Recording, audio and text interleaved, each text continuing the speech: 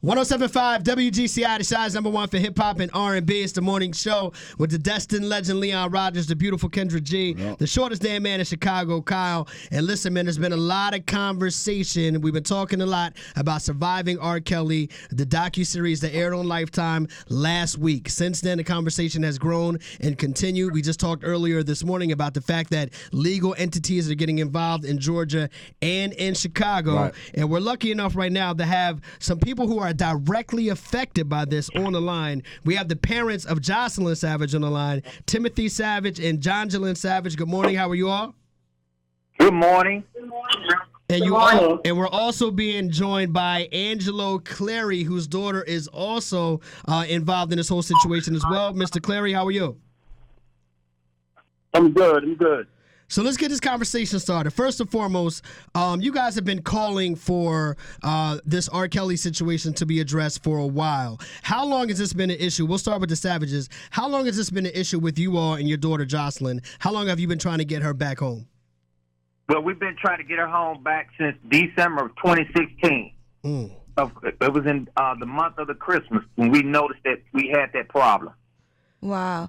You know, okay, so I want to jump in real quick. So, Azriel Clary, I want to talk to you for a second because after watching the documentary, when I saw what was going on with your daughter, Azriel Clary, I literally went to the house the next day because to see you and your wife out there, I think that it was May of 2018, it's just living in Chicago. I had no idea that this could potentially be going on. So before I go any further, the docuseries changed everything to me, but there's a lot of people who are kind of pointing the blame at all of y'all, pointing the blame at the parents. Yeah. Some are saying that, you know, if you thought your daughter was in that house, why didn't you break it down? Or why didn't you burn it down? What do you say to people who are saying that you didn't do enough to try to retrieve your daughter? Well, we're gonna address Master T. We don't do the not including the names. Okay. Master T was addressed in my city on a radio station by me, and I had no problem with addressing it again. Now, for one, like I told Master P, that everybody talk from their cushion. Everybody can say what they gonna do, what it did, should have did. Nobody know my fight. For one, that's what they saw on TV. That wasn't staged. That wasn't a reality show. The documentary wasn't a reality show. One thing, everybody keep pushing, saying I can do more. Everybody know me and know where I'm from, and I'm a Baltimore from the nitty gritty. That's my background. Be able to change and see my kids grow up is a new future for me. So if I would have went to that door, kicked it in, blew this man's brains out, and killed him. That's what y'all be on there right now on y'all Chicago show. They'd have been in Baltimore and around the world doing, looking for justice for a pervert. But except they wouldn't say justice for a pervert. They'd say, I want justice for R. Kelly, the R&B king. Azriel wouldn't exist. Joy Savage wouldn't exist. You know what you want? Everybody's doing fundraisers. We got to get justice. Get him. Azriel Clary right now, Chase locked up, maybe shot in the process, takes a life while my whole family fall apart. So you're saying basically if you would have did like actions, you would be in jail right now, and I understand that. Let me ask you this question, because I'm really like I cannot stop thinking about your daughter. Do you think your daughter is still here in Chicago? Where do you think your daughter is, and when's the last time that you recall talking or seeing your daughter? The last time I saw my daughter was 2016. Wow. So about the same time frame. That's crazy. That's the last time you spoke to her too? Have you spoken to her since then? No, I spoke to her during the wellness checks, right?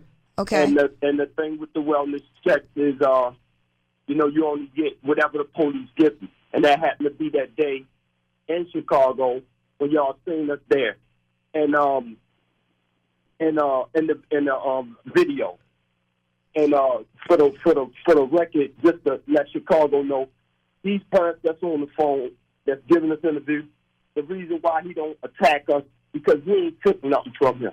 He can't give me nothing. We had a working relationship all the way up till my daughter turned 18, and that communication stopped, and that was in 2015. Let me. All that the world keeps saying is money. Ain't no money. Ain't never been no money. This is real business that should have been done accordingly. Forget his background. When you sitting there dealing with men. All right, well, let me jump in right here. Tune into the radio. Can you hear me? Let me jump in right here. We're going to take a quick break and come back and continue the conversation. For the people that are listening on the line right now, we have Timothy and Joceyln Savage and Azriel Clary. All have daughters that are caught up in this whole R. Kelly situation. We have them on the line right now. We're getting some questions answered directly from the parents, so don't move, right? Hold on the line. It's the WGCI Morning Show right here on WGCI. 107.5 WGCI, the size number one for hip-hop and R&B. It's the morning show with the Destin legend Leon Rogers, the beautiful Kendra G, shortest damn man in Chicago, Kyle. On the line right now, we have parents of children who are affected by R. Kelly or who are still being, quote-unquote, held by R. Kelly, and they want him back. We have Timothy and Joceyln Savage, and we also have Azriel Clary on the line right now. Okay, so my question to the three adults that are on the line, could you explain to me in brief? Let's just say I'm all new to this. I don't know what's going on. Could you explain to me in brief, how did you all even come into contact or even being into this situation with R. Kelly? Let's go with the Savages. Okay, who do you want to start Savages? first? Or let's go with the Savages. Savages first. Okay. Well, what happened was we owned a boutique in Georgia. We owned two of them. And my wife my daughter was at the store, and a customer had came in, and they was her and my daughter overseeing it. And KG Giles is R. Kelly's road manager. Little did we know that she just told us she could introduce us to somebody that can hook us up with Sony. So KG came into our store, stage manager at the time for R. Kelly, came into the store. Once he came to the store, he heard the girls sing. Joceyln had already had an EP out already. If people don't know what an EP is, she had 3 or 4 songs already. That one of them was already circulating in the Atlanta area. So at that point, he said, well, I can get y'all signed to Sony, and but R. Kelly would have to be executive producer on a couple of tracks.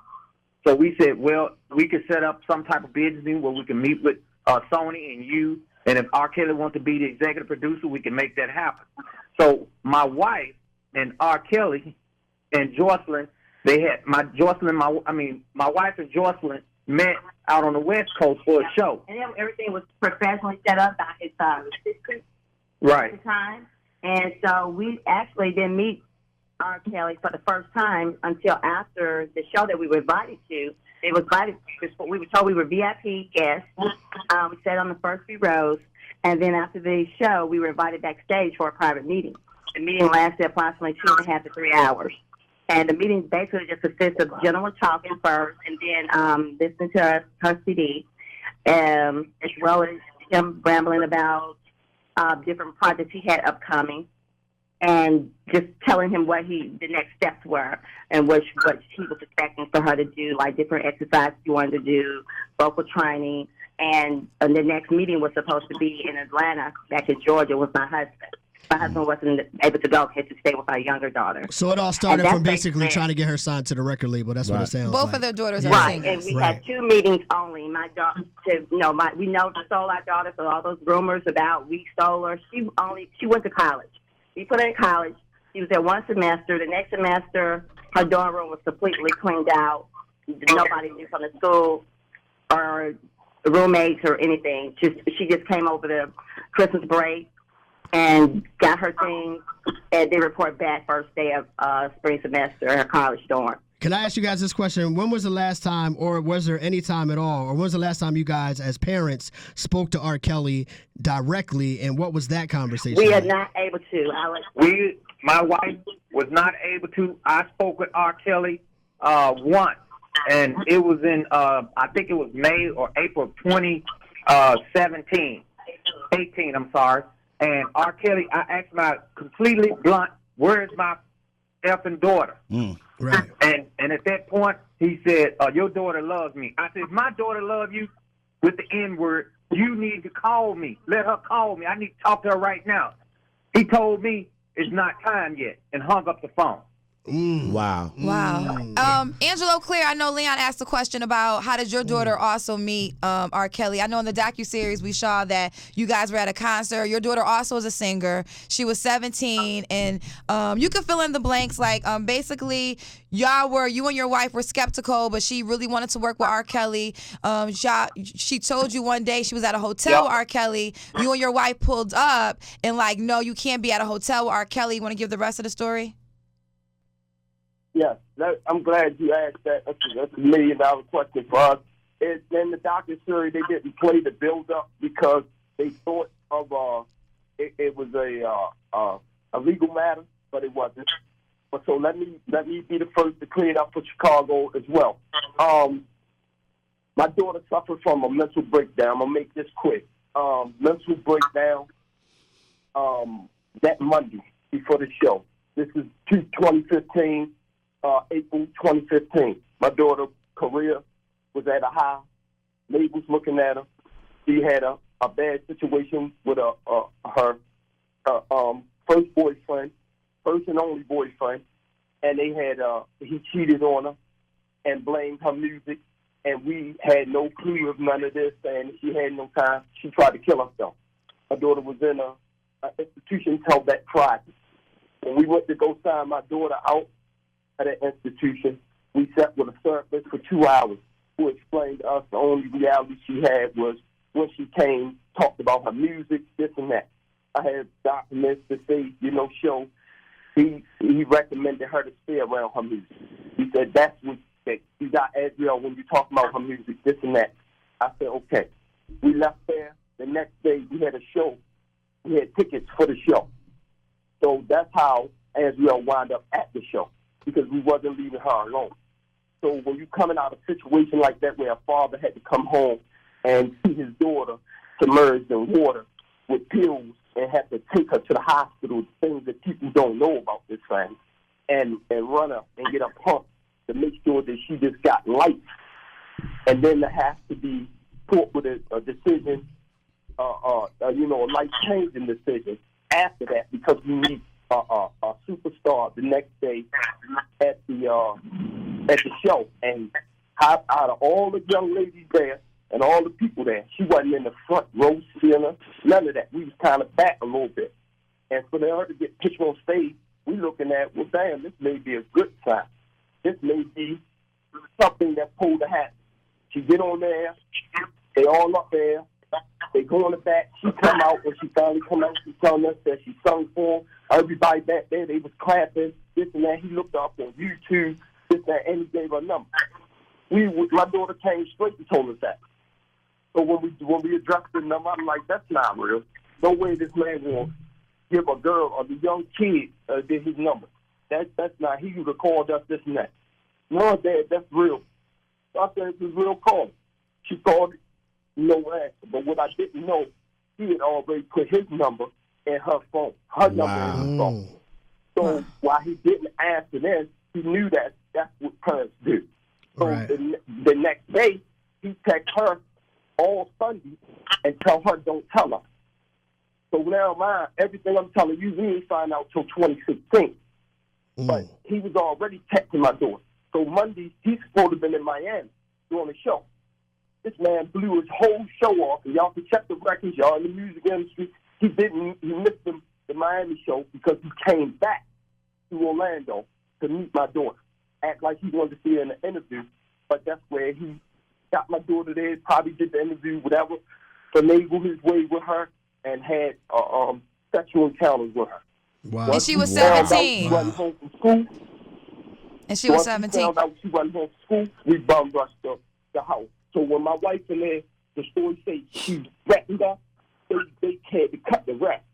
But the threat was he had already knew everything about my daughter. So he was playing us. Right. Threatening us with the right thing. So that threat was September, not May, not June. That was September when she was going back to school for her last year. She told us that we didn't allow her to finish traveling from behind the scenes, because our deal with him was, listen, we can work, we understood what our position. He was like, but it's a lot of money I said, we willing to pay it. We've been doing this all this time. No problem. He said, but let me give you this. And the music industry is a backside. People don't know behind the scenes. You want to make sure your daughter can handle it because people ain't getting record sales no more. They're going to have to tour. You're going to need to tour. So if you want, I'm on tour right now.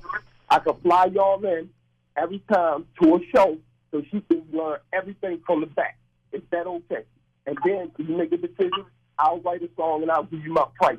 Because all I want them to do is write a song. Right. That's it. Wow. So he agreed. He finagled us. My daughter turned 18 the same year. That's crazy. They flew back and forward with family members all the way up to September. September, school came.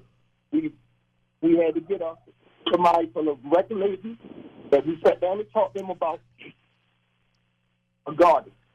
So hold on. So let us jump in, Mr. Clay, really quick. Now everybody is all this attention is on what's going on now. What are you guys hearing? And I'm gonna go back to the Savages really quick. What are you guys hearing as far as where things are legally now, with all this attention that the docuseries has given you guys, with so many more people having their eyes open, with the awareness at an all-time high? Is there more hope for you guys right now? What are they telling you about the possibility of getting your daughters home? Well, I can say this, that both DAs, I know the DA in Georgia is wanting to talk to the victims that was on the Surviving R. Kelly. So hopefully all the people that was on that show are credible enough to where they want to go out and do their job, what they did on the show, go to the local authorities. Angela's been to the FBI. I've been to the FBI. So these people need to go to the show that hasn't been to the authorities, need to go to the DA in Chicago and in Georgia and let them know. And Joceyln wants to say something as well. I just wanted to reiterate that that for people in the city of Chicago, do not be intimidated about any false NDA statements that were signed to prevent you from going talking to the DA. I was on the phone with one victim that has not come out yet, and they were just crying. I let them be reassured by our attorney that NDA would not hold up because they had to fabricate information as he normally does, and also was one of the ex-employees verified that he does do that, and we've been on it all along. So please don't let that hold you up. If you need to consult us, reach out to me, and I can put you in touch with our attorney, and he can reassure you that if Mr. Kelly has you falsify any NDA, non-disclosure agreement, said that he can come back and sue you or whatever, please disregard that, and please speak out to the DA today. Okay, before you go, I want to ask you guys a couple questions real quick. Where do you think your daughters are right now? Do you think your daughters are in Chicago? Best to my knowledge, I think she's in Chicago, but we have no clue of where she's at this time. I know that she's somewhere in Chicago. Okay. It only could be two places in Chicago that he may rent or own. Okay. Next question. I have to ask this. Were you guys paid to be a part of the Lifetime docuseries? No. No, we were only paid travel. Only travel. People think we made the documentary did really good, and that's money, I guess, went to the production company and the network. When we started, we were not in the industry. We didn't have any agents, nobody to negotiate anything for us. So we got, I would say, maybe some people maybe say bamboozled, but that wasn't the issue. The issue is where we are now, that it was successful. We did get travel, like airfare, hotel, and maybe a small per diem stipend per diem to be in the city for the days we were filming. That's it. Okay. Gotcha. And then but one more question before you go. You guys both gave stories how you were aware that your daughters were dealing with R. Kelly in the beginning of their careers. Knowing R. Kelly's history, people are saying, why would you ever allow that? Exactly. Why would you ever allow your daughters to ever have any association with R. Kelly knowing his past history? Okay, this is Ms. Savage. I want to answer that first. Okay. Give me 1 second. I want to say this real quickly. When they asked me that, the first thing that comes to my mind is, first, my daughter was 19 years old. Second, we didn't have a personal relationship. I don't know what, the 14-year-old was, he started, it was personal. I would let you, it was strictly business. And the only thing I can answer that is how many people, go Google how many people Mr. Kelly has done business with after that trial, after all the allegations were settled, done with, how many people he wrote for, how many people he's still writing for under another name, how many people he's at Whitney's funeral with her family and their kids. So my relationship was no different from any other business person. My daughter wasn't as popular as some of the other artists if they don't blame their parents or them for working with him. So why should I be any different? Got you. Yeah, but this was a business, not a personal. And she was 19 years old. Got you. Do you guys And blame she your- also was not a fan of Mr. Kelly. She only respected him as a Artist. musical genius. Right. Do you guys blame yourselves at all now? I blame not knowing what I know now. I knew about R. Kelly, and this Mr. Clary. So when you there with your daughter, I felt as though I could have protected my daughter in any situation. Okay. Yeah. I felt as I raised my daughter well enough to know when, if anything uncomfortable and I'm not right there or mom not right there or sibling, you let us know immediately. So she wasn't put in a predicament being by herself. But after she turned 18, that's what happened. So the difference was I blame myself for failing my daughter.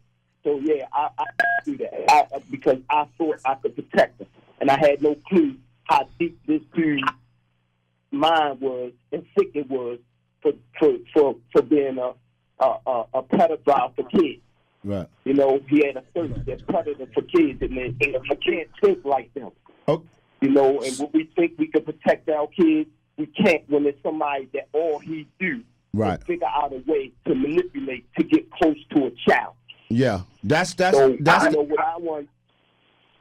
What that's I like to let Chicago know as well is, my daughter and Tim's daughter is in Chicago.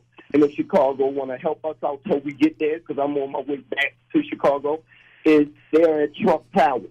Listen, And I want to jump in real quick. Wow. I'm going to let you. They're in the Trump Towers. What'd you say? Let me give you this, and let me spread the word. They're in the Trump Tower. He put that condo in my he daughter's had a name. condo at the Trump Towers. He was one of the first ones to get one. Contact with the owners right now, and it's for rented. It's rented. It's leased. But he told her that he bought her this condo. So now you got a young kid that he had since 17 that now just turned 21. Believe that he just bought her $7 million condominium. She is not. He already behind on the rent, and it's a lease. And she can't afford $100,000. He don't have his name nowhere tied to it. So when he run out, guess what? Not only is the world that believes that we lying, my daughter not even going to be able to have a start because she's going to already have bad credit. He already ran out on another unit, 76, that was in the Trump Tower, that was tied to his name. And now he's living in the Trump Tower now under my daughter's name. Damn. So if y'all can put that out so he can hear it, now his comfort zone again is violated. Right. Because we know for a fact where he at. Hold on 1 second. Yeah. Hold on 1 second. Listen, Mr. real Clary, quick. hold on 1 second. Hold on. Don't hang up because there's a protest tonight, and I want to ask you about it. So don't hang up. Hold on 1 second. Okay, so here's my question to you all. Right now, if you're sitting right across the room, across the table from R. Kelly, and I'm really, and Joceyln, I respect you, but I'm really talking to the fathers right now because I'm a father of 3 daughters. If you could sit across from this man right now without doing anything, no physical violence, what would you look R. Kelly in the face as a man and say, about your daughters and about this whole situation and the part he has to play in it?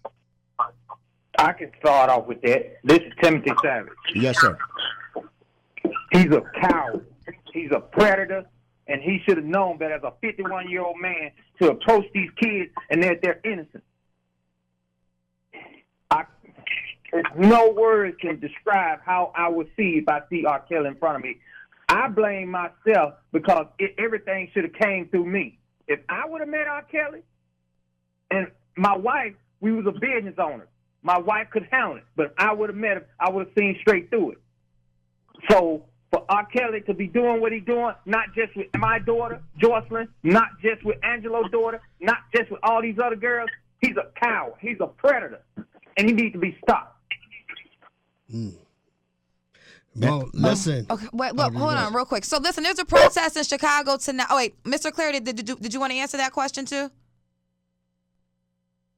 Oh, what I would say is to him for right now, if I had the opportunity at this point right now where we at, and looked him in his face, I mean, I'm not a man really with them type of words, but before a situation would occur, I would let him know that thank you, because for whatever reason God chose us, he chose us. But what we can say at the end of this, after our daughters, it will be no more. So the world can beat us down all they want, but the world better acknowledge this, that we just saved a lot of young girls from going through what he's been able successfully been able to go through for the last 30 years. And my deepest condolences is to Chicago, because after finding out and getting connected with some of these girls that was Chicago born and raised, to find out that this man been doing this for this long, I can only imagine how many young girls right now in Chicago that is feeling this, broken, not able to be mothers, not able to be the women they supposed to be because of this man. And I'm telling them, if they need me as a father, brother, or whatever, I'm here. Because my fight ain't just for my daughter. It's for any other young lady that may come behind them. Understood. Got you. I know we gotta go. I know we gotta go real quick. There's a protest in Chicago tonight. I believe that they're focusing on the studio. So do you don't believe that? You believe the protests are maybe focused on the Trump Towers instead? Trump Towers is where he resides. That's why nobody's seeing him right now.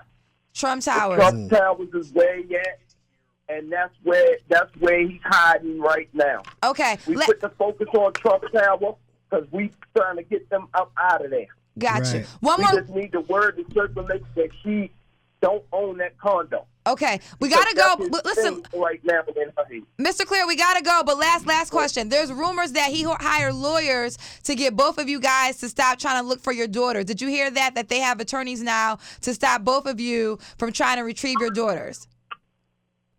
Listen, with the one thing people don't know, these families here is not a broke family.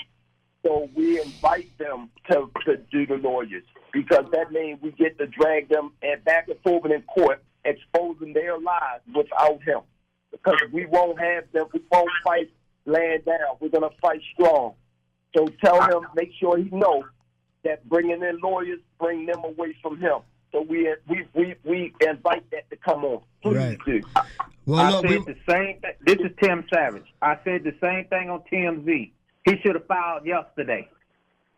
right. Period. Well, look, we want to thank you all for spending some time and just sharing your side of the story with us. Again, on the line, we've been talking with Timothy Savage and Joceyln Savage, the parents of Joceyln Savage, and also Azriel Clary, Azriel's father. And we wish that you guys have the best success in getting your daughters home safely and swiftly. And thank you for spending some time with us this morning. Thank you. Hey, thank y'all. I want to thank y'all and appreciate Chicago listening and taking the time, man. Major shout out to y'all. And I